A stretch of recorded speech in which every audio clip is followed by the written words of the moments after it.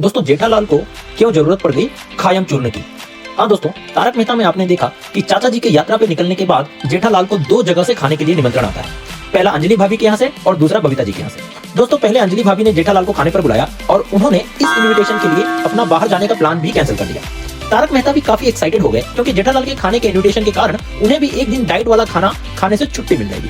तो दोस्तों यहाँ तक तो सब ठीक था, लेकिन इसी बीच में जेठा भाई को बबीता जी और अय्यर भाई के यहाँ से भी खाने का इनविटेशन आ जाता है। दोस्तों अब अंजलि भाभी के यहाँ डिनर पर इतनी बढ़िया डिश बनी थी कि जेठालाल अपने आप को रोक नहीं पाए और उन्होंने दबा के खा लिया। उसके बाद वो बबीता जी के यहाँ वापस खाना खाने के लिए निकल पड़े और अय्यर ने मौका देख के चौका मार दिया और उसने जेठालाल को ठूस ठूस के खाना खिलाया। उसके मुंह में रसगुल्ला भी ठूस ठूस के डाला। अब इतना खाना खाने के बाद जेठा भाई को तो हवा बाढ़ हर्रे चाहिए ही चाहिए। तो दोस्तों तारक मेहता का अगला एपिसोड जेठा भाई के पेट के गैस से, माफ कीजिएगा, उनके पेट के उलट पुलट के कारण हमें भरपूर हंसाएगा और इसलिए आगे देखते रहिए तारक मेहता का उल्टा चश्मा और बंदा देसी है को जरूर से जरूर